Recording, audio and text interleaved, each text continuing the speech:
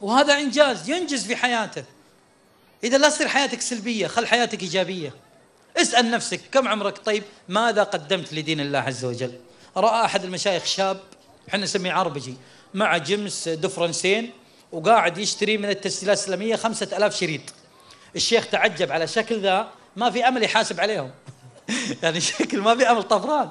فسأل صاحب التسجيلات، قال هذا الشاب يشتري أشرطة من عندك؟ قال نعم، كل شهر يأتي وياخذ أشرطة بقيمة 5000. قال ويسدد؟ قال إيه، وكاش بعد يا الله. فلاحق الشاب قبل يركب السيارة وسأله، قال وين تودي الأشرطة هذه؟ قال والله في شباب يا شيخ الله يهديهم عراب في الطعوس هناك في الثمامة، طبعا سيارته مهيئة للتطعيس والرمال، فيقول أركب سيارتي، يقول أركب سيارتي وأروح أطعس لين أصل عند الشباب، يقول واقعد أوزع عليهم الأشرطة. قال طيب تعال يا ابن الذين، منين تجيب الفلوس؟ كيف جمعت 5000 شهريا؟ قال والله أقول لك، خواتي 2 مدرسات وجزاهم الله خير، عاملين في المدرسة مع المدرسات والطالبات جمعية، يعني ينفقون آخر الشهر كل واحد من راتبه مثلا 100 ريال، يجمعون مبلغ ويعطوني إياه، وأنا بدوري أشتري الأشرطة وأوديها. هذا إنجاز، وسوف يحصد ثمرة هذا الشريط وتوبة الناس والخير اللي انتشر.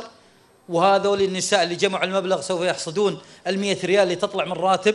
وسبحان الله، لما يكون الإنفاق لله يصير ثقيل على الإنسان، لكن ممكن 100 ريال هذه ولا شيء، يشتري يلعب فيها في الملاهي، يشحن بطاقة ب500 ريال ما عنده مشكلة. فلذلك كيف الإنسان ينجز؟ أيضا شاب طق على أحد المشايخ وهو المشرف العام على مكتب الجاليات حقة البديعة، يقول الساعة 2 في الليل فتح الشيخ الباب إلا واحد داق مثل البكار وأثار المعاصي والذنوب.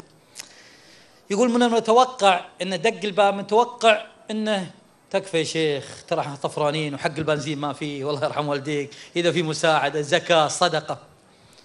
يقول يوم فتحت الباب قال أنت الشيخ فلان؟ قال نعم. قال الله يجزاك خير، معي 2 هندوس يبغون يسلمون. قال نعم. يقول توقعت أنه سكران عارف جاي يطق الباب الساعة 2 ويقول مع 240 منزلة فليور، ويقول معي 2 هندوس. يقول لو قال أي ديانة غير الهندوس معليش بتمشي بعد يعني فيقول طليت أبي أتأكد، إلا والله رأس الهنود وراء في 240 منزلة فليور. يقول ما صدقت، يا الله وش ذا. يقول رحت كلمتهم، إلا والله هندوس. قال كيف جبتهم؟ قال أنا آخر الليل أكد أركب العمال بريالين أوصلهم، ويوم ركبوا سألتهم قلت مسلم؟ قال لا. قلت تبغى إسلام؟ إسلام كويس، إسلام جود، إسلام؟